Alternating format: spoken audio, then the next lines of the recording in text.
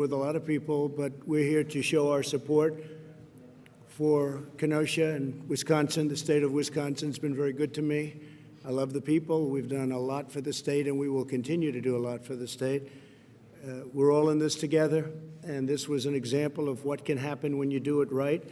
I'm pleased to be joined today by Attorney General Bill Barr, who's doing really a fantastic job. And Bill, thank you very much for being here. Secretary Chad Wolf. Chad? Yes, sir. Chad, thank you. Ron Johnson, Senator Ron Johnson, who's outstanding, I have to tell you, so respected within the beautiful halls of Congress. And I appreciate the great job you do, Ron. I hope the people of Wisconsin appreciate how good a senator is. Do they have any idea? Do they know how good he is? I think they do. You're never going to get not elected, Ron, or I'll be very unhappy. One of the best. And also a young congressman that's been a warrior, true warrior. He's been a fighter not only for some other very good causes, but for this cause, because he was the first one to call me and say, we have a problem. And Brian, I want to thank you, Brian Stile, Congressman, and you have your first re-election, and I think you're going to win it big. I hope you do. You deserve to. Also, my former chief of staff, where's Reince? Reince, where is my Reince? Reince Priebus, which shows that I definitely like this state, because you are a very proud citizen of right here. You're still here. You never left, did you? Huh? You never would leave. You've done a great job. Thank you very much, Reince. Kenosha has been ravaged by anti-police and anti-American riots. They have been hit so hard, and we were able to get involved. David Beth and Daniel Miskinis, who I've been watching a lot on television. Now today I got to know them both very well, and they have done an incredible job, and you're going to say a few words in a couple of minutes, and we would appreciate it. Also, Zach Rodriguez, Supervisor, Kenosha County. Zach, thank you very much, Zach. Good job. You had a rough 3 days, but then it got well brought into back in where you wanted it, just where you wanted it. Aaron Decker, Supervisor for Kenosha. Aaron, thank you, Aaron. Good job. Thank you very much. Don Kapla, President of Wisconsin Fraternal Order of Police. Yes, sir. Don, thank you very much. Jerry Johnson, National Trustee of the Wisconsin Fraternal Order of Police. Jerry, thank you. People have done a fantastic job, really. You have to be proud of them.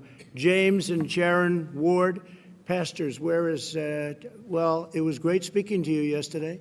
Sir, smile. And you're really a very respected man, and I really enjoyed our conversation. Thank you both very much for being here. Appreciate it. We also have Major General Paul Knapp, who is around here someplace, but he was really right on the, thank you very much, Paul. Thank you. He's been fantastic. Paul and Scott and Linda Carpenter, owners of B&L Office Furniture. Scott, you're back there someplace. Thank you. Thank you very much. You got hit pretty hard, right? Yes, sir. You got hit pretty hard. That's all right. It's going to get rebuilt. Kimberly Warner, owner of the Authentic Gifts and Report Candle Factory. That's a very fancy name you have there, Report. That's a fancy name, but I'll bet it was beautiful. Is it, are you going to rebuild? Will you be rebuilding? We were not destroyed, very fortunately, but so you'll be... I'm here representing the smaller women, small business downtown. Okay. And just being in support and great thanks for saving our town. Well, we'll be giving you some help, okay? We'll be giving you some help. John Rode III, owner of Rhodes Camera Shop. Now, I was there, and that was 109 years. And you want to say a couple of words? Would you like to? I'd say. Where is he? This side. Oh, okay. Good. John, stand up, please. 109 years. 109 years. Thank you again for coming. Thank you for sending the National Guard. And again, the police and the Sheriff's Department did an awesome job, as well as the Fire Department. Kept up as good as they could. I thank them all. And we're going to help you. That's a very, very complete rebuild we're talking about down there. That's incredible. Complete, yes. If they would have responded to the first call, it would have been a little different story. But they did respond, which is better than some governors, frankly. And once they responded, and once we took, control of it, things went really well. You just met some very talented people outside, and I think you're going to have clear sailing, but we're going to try giving you a hand. Your insurance company, you're insured, right? Yes, we are. And so they're helping and they're being responsible? So far, everything. You'll let me know. Yes, I'll You'll let me know. You got to let me know at the end. And Ricky Talapietra. That's a beauty. It's a long one. That's a good one. Go ahead, please. Representing, we have 2 businesses in downtown that were vandalized. We've been able to rebuild, but I also represent the Downtown Kenosha Incorporated organization, who is leading the rebuilding effort for downtown and uptown. It's been a struggle, but our community has been really incredible. More people have come to help than we know what to do with, but right now what we need is financial support. Loss of business and loss of property is staggering at this point. All right, we'll be talking to you. We're going to be helping you with law enforcement. We're going to be helping you with some economic development. Get it back in shape. Get Kenosha back in shape, and we'll get it back in, I think, very quickly. I really think so. And we'll be helped by John Morrissey, City Administrator of Kenosha. John, thank you very much, John. You have your work cut out for the next little while, but you'll be fine. I think we do.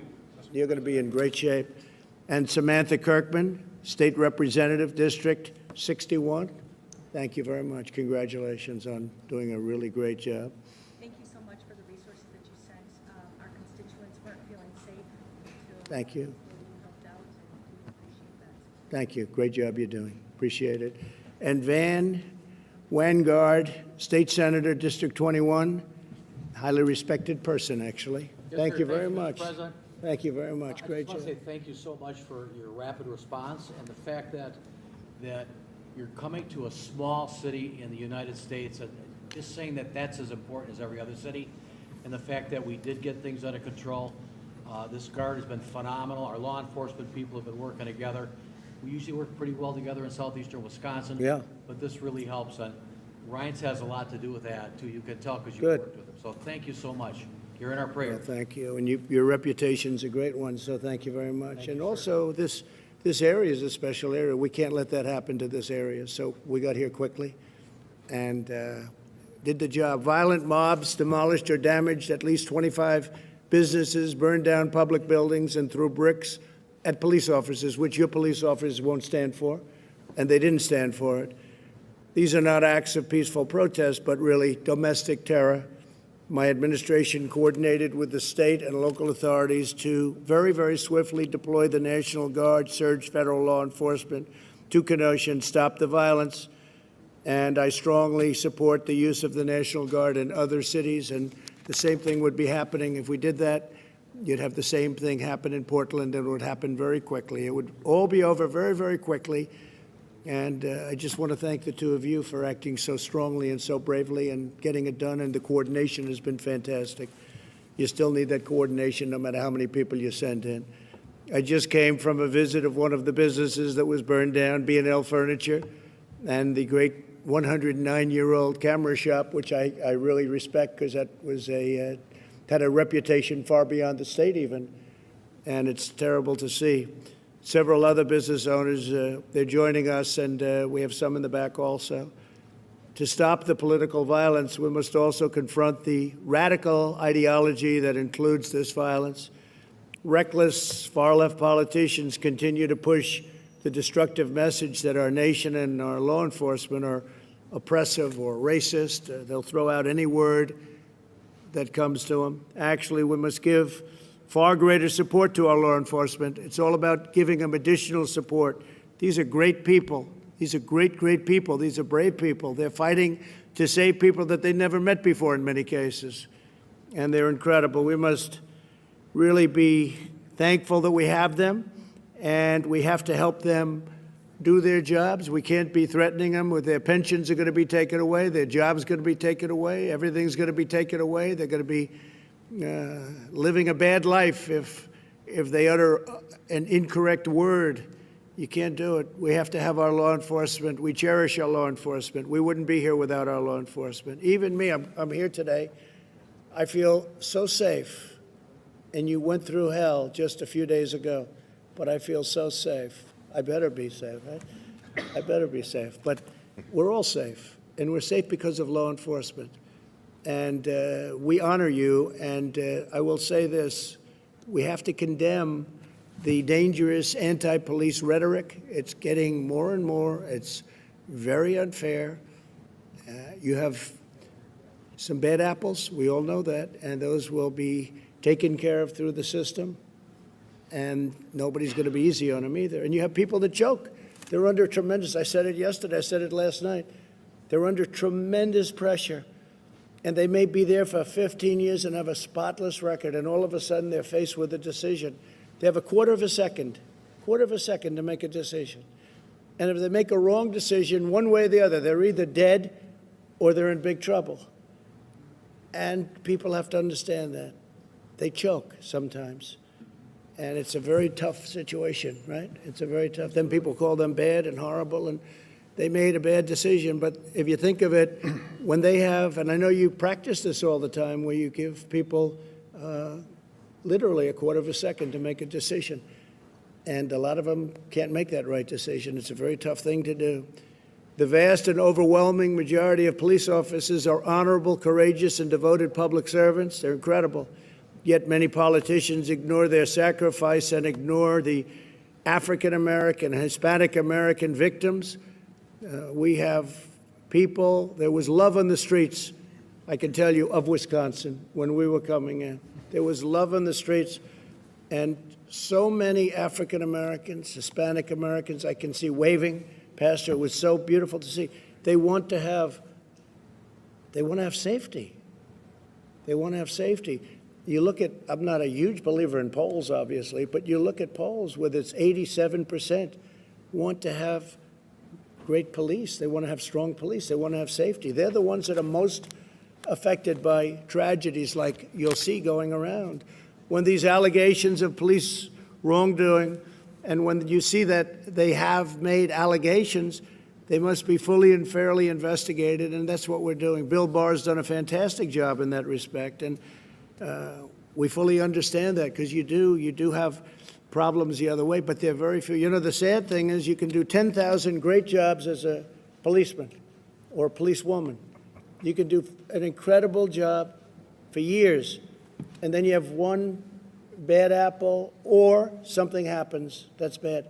And that's the nightly news for 3 weeks. That's all they talk about. They don't talk about the thousands and thousands of good jobs, the lives that you save, they never talk about. So I'm committed to helping Kenosha rebuild. We all are. We will provide $1 million to the Kenosha law enforcement so that you have some extra money to go out and do what you have to do. You took it was a rough week, to put it mildly, and you've done it incredibly well. I'm also providing nearly $4 million to support these small businesses that I talked about today that got burned up, burned down. And we're going to be providing over $42 million to support public safety statewide, including direct support for law enforcement and funding for additional prosecutors to punish criminals and resources to provide services to victims of crime. And that was Bill Barr wanted that money put in. So that's $42 million. That'll help with prosecutors and all of the other things that are so important to you. You need that, because when you grab them and then nothing happens and they're back on the street, that doesn't work out too well.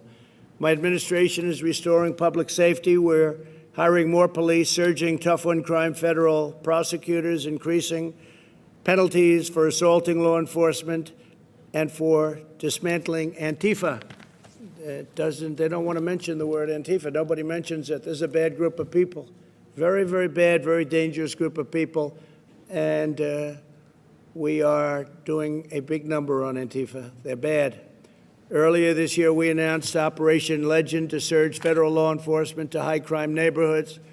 It is a thing that has really worked out amazingly well, Bill, but it's really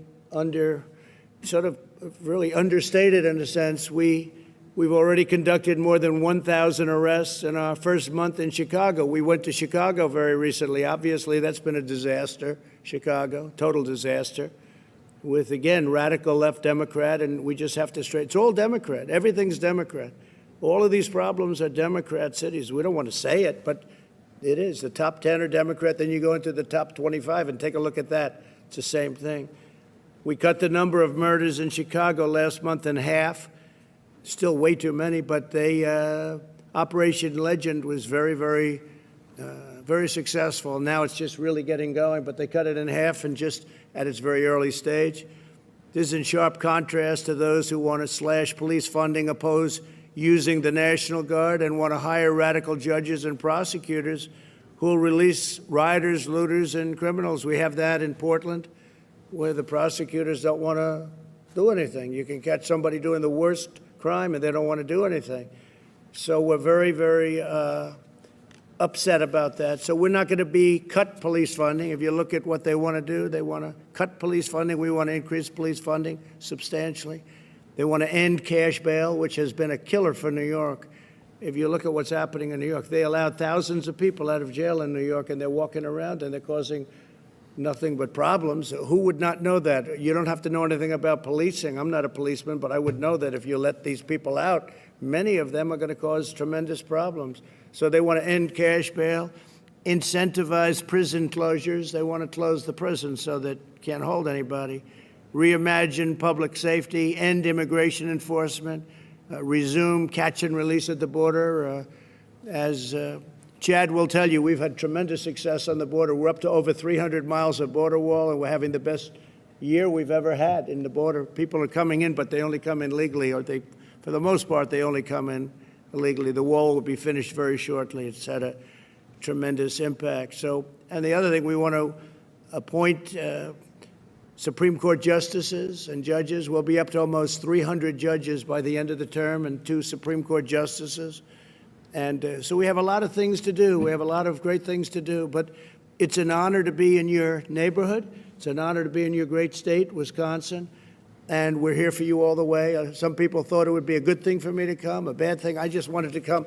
I really came today to thank law enforcement and to just really that what you've done has been incredible. It's been really inspiring because you see it happening all over, and it just never seems to end.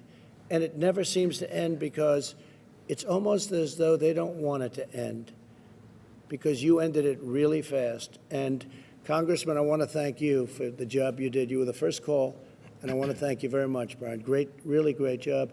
With that, I'd like to introduce Bill Barr, Attorney General of the United States. Say a few words. Thank you. Thank you, Mr. President. As most of you know, whenever there is an officer-involved shooting in our country, it's reviewed by local authorities to ensure that it was reasonable force. And when there are questions raised about it, the federal government also, the Justice Department, also reviews it. And like all procedures and processes in our country, we do it under due process. And we try to reach a dispassionate, reasoned decision based on an analysis of the situation. We do not allow judgments to be reached because of mob violence. We do not have mob violence in this country make our decisions over the fate of individuals when their actions are challenged. And when the shooting occurred here in Kenosha, under the direction of the President, we told the DOD, the Defense Department, to get ready some National Guard units in case they were needed to help here. And from several states volunteered to supply National Guard if they were needed. And the President directed me to assemble a group of federal law enforcement that could be dispatched here, which we did, and staged them in Chicago. And we were picking up information that these violent instigators were coming to Kenosha. They were coming from California, Washington State, a lot from Chicago, and they were coming up to Kenosha. So we expected matters to get worse. The violence that erupted shortly after the shooting is simply not a legitimate response to a police shooting. And the looting and the arson were unacceptable. And as it progressed, it became more and more distant from the issue of racial justice. It was violence for violence sake. And once again, we saw the hijacking of a protest by a hardcore group of radicals who were carrying out, planning a coordinated, violent attack on law enforcement, on public property, and on private property. And that can't be tolerated.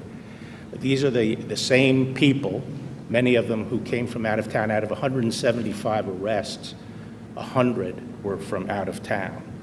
And these are the same people using the same tactics that have been used in various cities, Washington, D.C., Atlanta, Chicago, now Kenosha, Portland. And they use these black bloc tactics, throwing projectiles at police, and literally trying to inflict injuries on police, arson, and rioting. They came equipped, as even the mayor of Washington acknowledged, they come equipped to fight. And it's completely unacceptable, and the state is the first line of defense. If local leaders are committed to keeping the public safe, it can be done.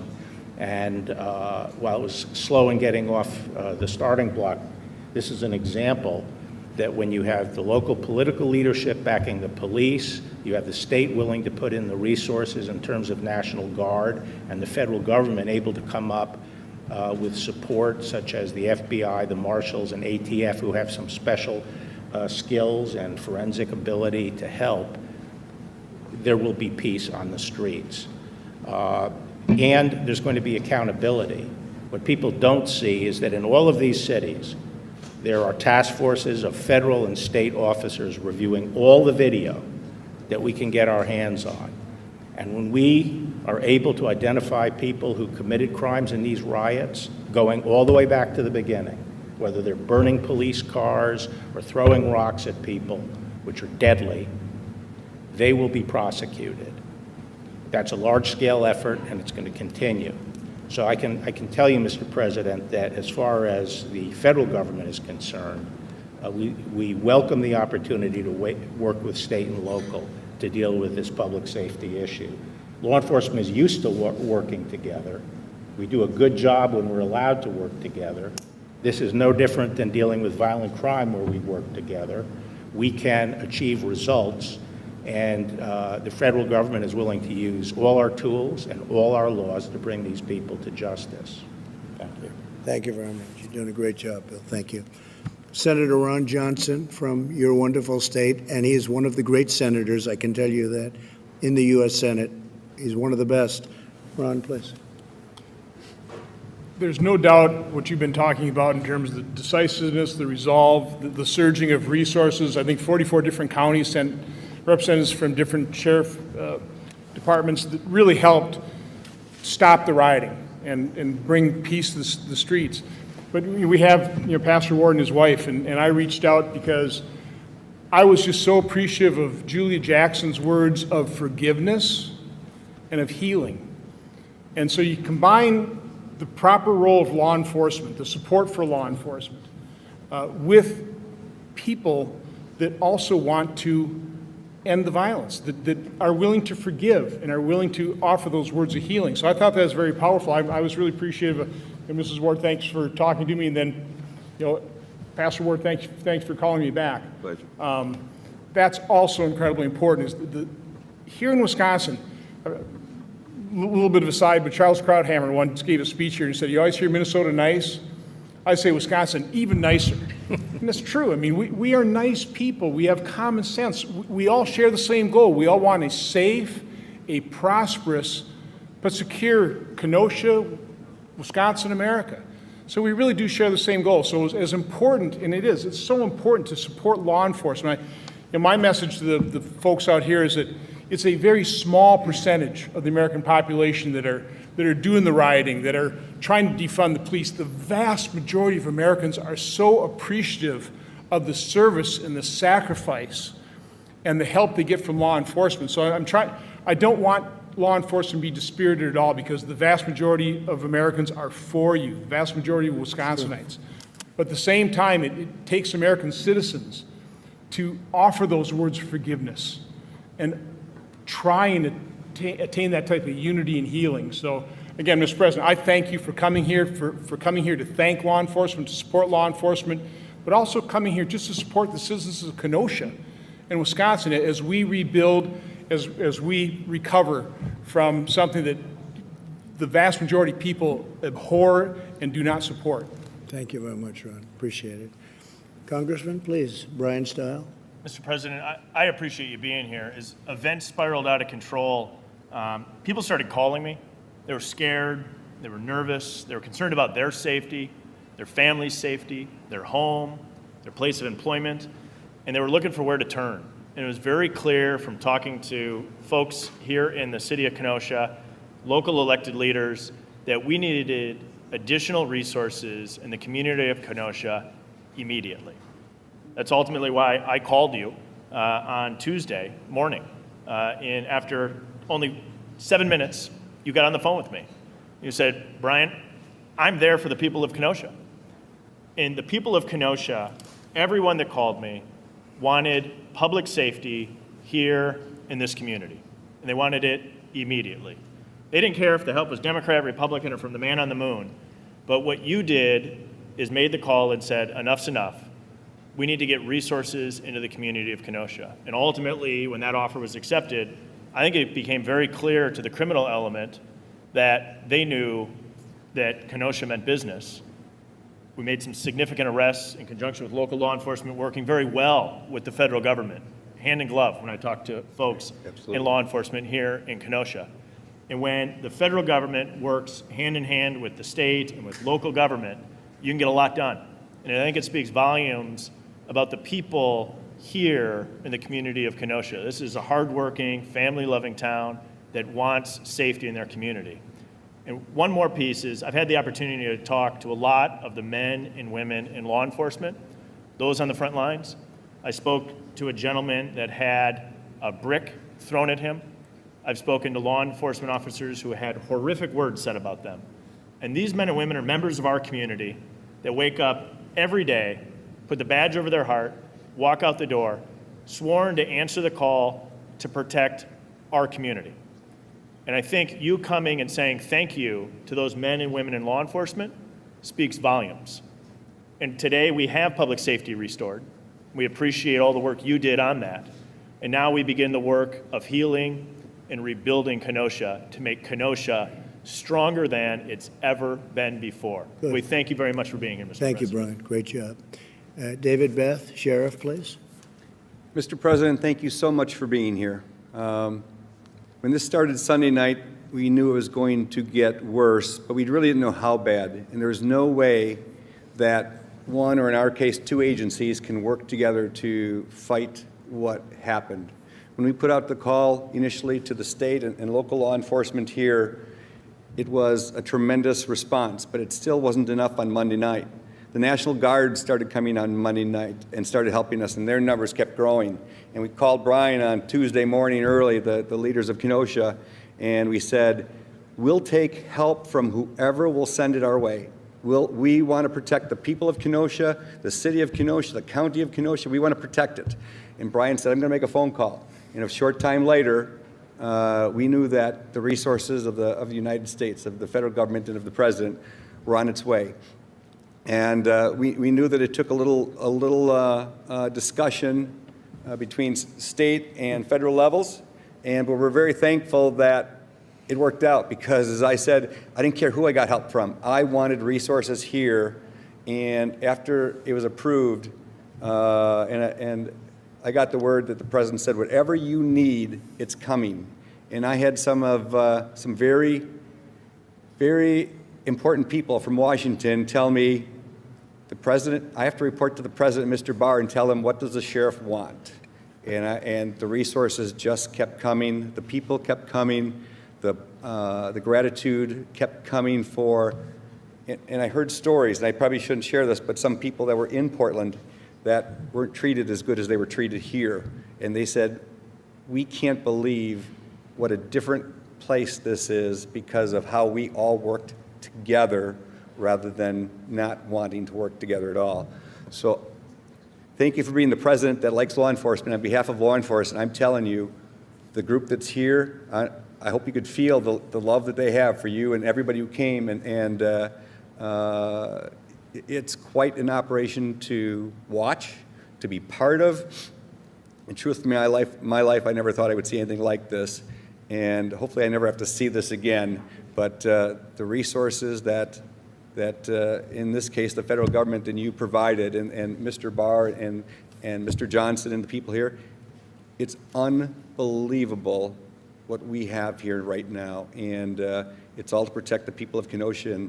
And I'll take any help I can get, and I thank you for it. Thank you, Sheriff. I'll tell you, you've done a great job. And, you know, just if they're watching, Portland or Chicago or New York or any one of other cities that we're talking about, but Portland probably would be so easy.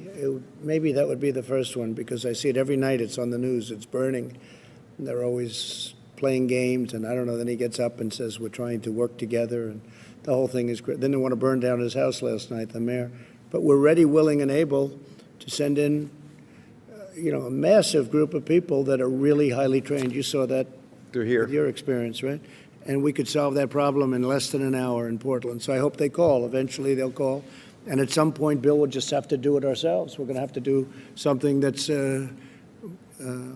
that I think the people will be extremely happy with. Maybe the mayor won't, and maybe the governor won't, but I don't know if they know what they're doing. I just so sad to watch it happen. But here you acted and acted appropriately. Please, Daniel, go ahead. Mr. President, first of all, thank you for the support. Thank you for coming to what is small-town America. Kenosha is 100,000 people. By national standards, we're still small. But what you also have here is a reaction to, is an attack on small-town America. The tactics that are being used across this nation to attack law enforcement are warfare-type tactics. And we still use restraint and function within our rules. So those two together, there's not a tit for a tat. Those aren't equal. So with the ability of the National Guard to come out and to assist us, with the tremendous outpouring of support from the federal assets, from every department that has come out, we were able to restore peace, and we're working toward order and healing and growth. And as part of what is going on in the world, police scrutiny is not a bad thing. Police, or attacks on the police, and the things that are happening that lead to riots, that's not about police scrutiny. That's not about anything else. Those are legitimate attacks. So what worked for us was we certainly had a unified command. We had a unified mission that normally takes some time to build. But instantly, between myself and the sheriff and the local leaders, the city administration, county, we pulled together. We worked with the city. We worked with state. We worked with officers from southeast of here, and there's not a lot southeast of Wisconsin, or Kenosha, to the northwest corner of the state. We had people from 2 steps away from Canada sending officers down here. So the response here in the law enforcement community was tremendous, and everybody I talked to was here to help restore peace and order for the good people of Kenosha. And thank you for helping us. Thank you, Daniel. Great job you did. Thank you. And you two worked together beautifully. It's really good. Really good job. Please, Jed. Well, thank you, Mr. President. Americans need and deserve both law enforcement and public safety, regardless of where they live and regardless of their politics. The decrease in violence that we've seen here in Kenosha over the last several days is really just a prime example of how federal, state, and local law enforcement can work together. It's really a model that we can replicate elsewhere, Portland and other cities across the country. And this administration, Mr. President, you've been very clear. If cities need help, they need assistance. If they need resources and capabilities beyond their reach, all they have to do is call law enforcement, the federal government, and we will be there. DHS partners not only with the Department of Justice, but with local communities every day to protect the citizens of those communities. We're providing law enforcement here in Kenosha some assistance until you're able to rebuild and get back on your feet. So certainly want to extend our appreciation for what you do. And let me just say, the attacks on law enforcement recently, I've been very vocal about that, are very disgusting. We need to thank our men and women of law enforcement. They put on a badge and a uniform every day. They're attacked every day for simply wearing that uniform and doing their job. So again, on behalf of the 240,000 men and women of the department, I want to say thank you to the local law enforcement for doing your job and protecting your communities. So thank you. Really nice. Thank you. Pastors, would you like to say a prayer? Yes, sir. I'd love to have that because you are so highly thought of in the area. So please, James, Sharon. Sure. You should pray. Please. Father, we come to you in the name of our Lord Jesus Christ, and we thank you for this time that you divinely ordained. Father, we ask you to forgive us all where we've strayed from your ways and where we've not acknowledged your word. And we ask that you would continue to cause this nation to be one nation under God, that you alone are the one who can make us indivisible. And by being indivisible, there will be liberty and justice for all. We simply pray that you would bring our nation back to you, that your word would be dominant, that you would cause us to walk in love, to live in love, restore empathy and compassion, kindness, concern for each other. Lord, I pray for our president, as your word says, that you would strengthen him and continue to give him the wisdom and the heart to lead during this time, as well as all of the leaders that are here. We give ourselves to you, and we ask you for your good hand to be upon us. In the name of Jesus, our Lord, we pray. Amen. Amen. Thank you very much. Sharon, would you like to say something? I would. I think I'm here, first of all, representing intercessors and people that are praying. Just really, I think we need to mobilize people of prayer to pray for this country. And also, I think it's important to have Black people at the table to help, solve the problem. And also, I think James and I, our prayers that we're able to work to really bring about a change. I think there's a lot of great change that's been mentioned here of how law enforcement has quickly solved the problem of the crime in the street, but I think this is a good opportunity for us to really solve the problem in the nation. And I think James and I could help with that. So. That's really well put. Yes, James? And Mr. President, if I may add, being the only pastors in the room, if I could maybe just share a little bit from a different perspective that I think would bring balance. I have a great friend who is Chief Tony Scarpelli, the chief of police in the town where our church is. Right. And I talk about the partnership between pastors and police, and I often tell Tony that if we can do our job well, it will make his job easier. That's because there are three types of law that govern our society. There's spiritual law, moral law, and civil law. Most of the conversation here today has been about civil law, but until we can really focus on spiritual and moral law and change the hearts of people, we'll have to continue to build bigger jails and bigger prisons until we can bring our nation back to the place of spiritual and moral law. We certainly want to honor Julia Jackson. We're her pastors. We're not the pastor of the entire family, but we honor her. You know that. Yes, sir. I will give her your regards. Thank you. And we certainly pray for Jacob's continued healing, and we pray for peace. But I just want to offer to you, Mr. President, that Jesus himself says, blessed are the peacemakers. And we want to help be of service to you and to our nation of having these conversations of how do we rebuild the foundations of spirituality and morality, which gives us the context of love. If you give a righteous, good, moral man the launch codes to our nuclear arsenal, everyone will be safe because he's a good man. But if you give a malicious man who is immoral an ink pen, you have to fear for your life. I would just want to say that we're here to be of service to you and to our country, to bring unity. We believe that we can help to listen with empathy and compassion to the real pain that hurts Black Americans, but we want to be of service to you and to our nation to do whatever we can to bring true healing, true peace, and to really see God's very best in our nation. We're available anytime you will call upon us. So you know what I think? I think you're an incredible couple. I really do. I think you're an incredible couple. Thank you. And thank you very much for being here. Yes, sir.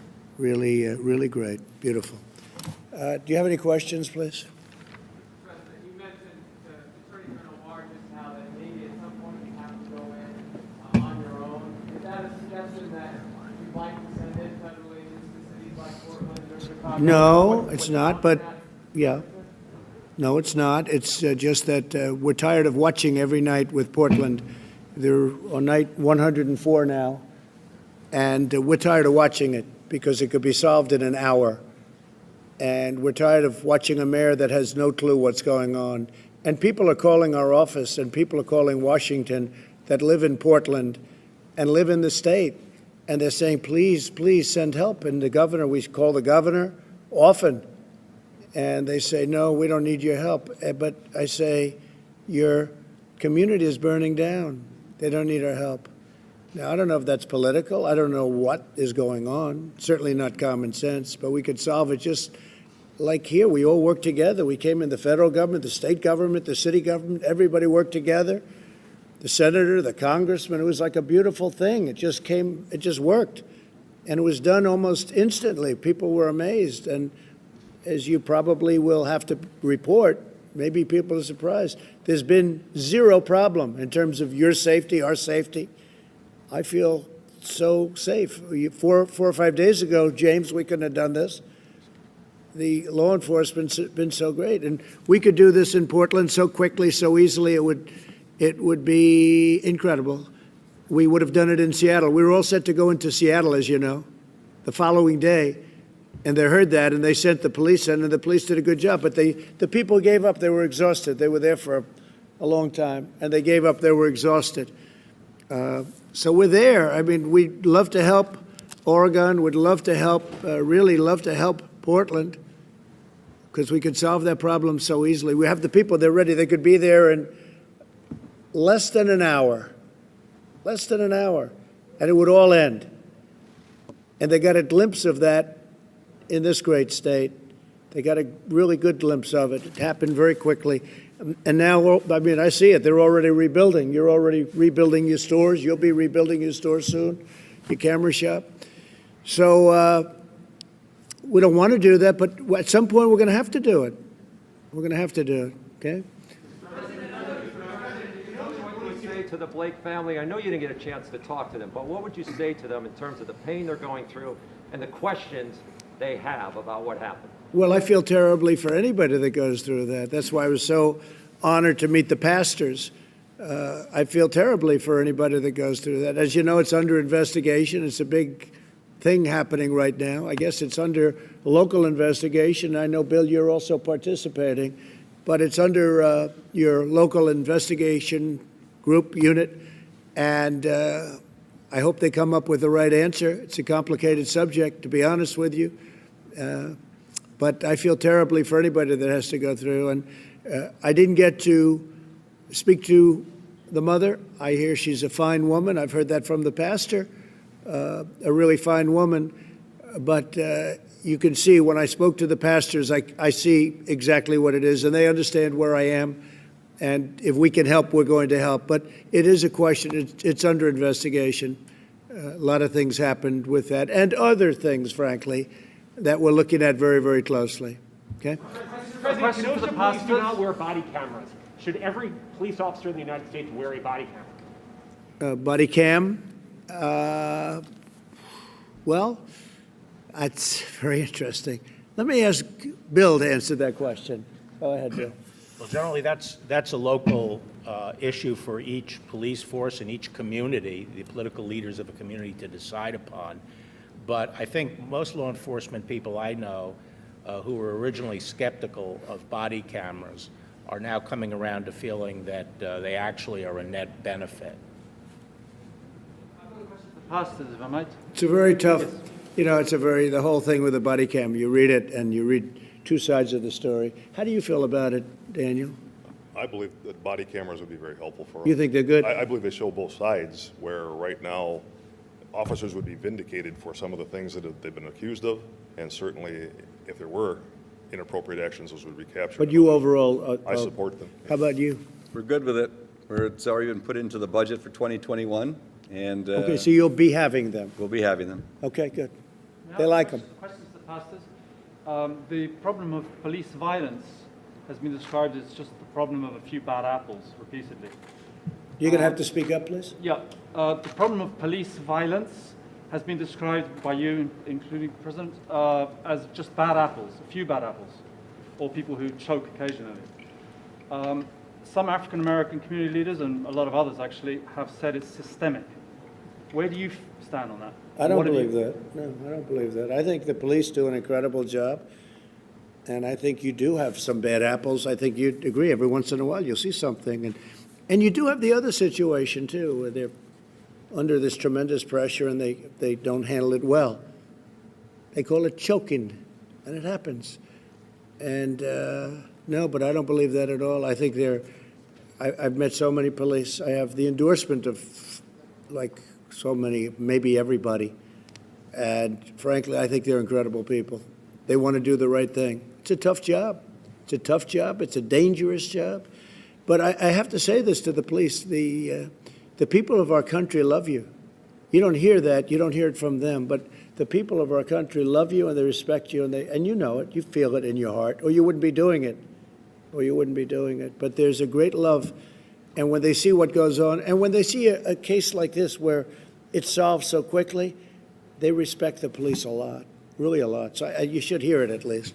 Mr. President, to follow on that, we're focusing on violent actions, but there have been countless nonviolent protests here in Wisconsin and across the country this summer. People calling for an end to systemic racism. Do you believe systemic racism is a problem in this country? Well, you know, you just keep getting back to the opposite subject. We should talk about the kind of violence that we've seen in Portland and here and other places. It's tremendous violence. You always get to the other side. Well, what do you think about this or that? The fact is that we've seen tremendous violence, and we will put it out very, very quickly if given the chance. And that's what this is all about. Yeah, I keep hearing about peaceful protests. I hear it about everything. And then I come into an area like this and I see the town is burned down. I mean, you look at Minneapolis, they should have acted much quicker. When we got the National Guard in there, it took literally a half an hour. You saw the scene. They formed, they walked, it was over. And they haven't had a problem of any consequence since. Their police weren't allowed to do the job that they could do. They have a very good police department, but they weren't allowed. Now they want to break it up. They want to end it. They don't want to have a police department. They want to not only defund, they want to get rid of it. It's ridiculous.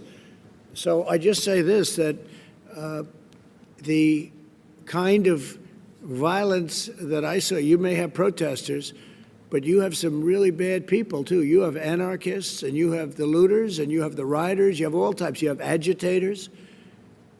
And that's what you should be focusing on with your question. I keep hearing about peaceful protests. It's become really, I think it's hurt the media very badly, because you'll have somebody standing on one of the networks, I won't say which one, but there are more than one, many of them, saying how it's a peaceful protest, and over the shoulder you see the whole place is burning down. It's become a pretty common sight. So I don't view the peaceful protest. I think peaceful protesting is fantastic. I think it's great. But by and large, this is not peaceful protest. When you walk into an area and you see buildings that have burned down, and fortunately here we stopped it early, and so the damage is relatively minimal. But when you look at some of these areas that they just don't ask for the help, they refuse to allow us to go in and help them. And by the time you get there, the place is disintegrated. And then they say it was a peaceful protest. It's not a peaceful protest, and you shouldn't call it a peaceful protest.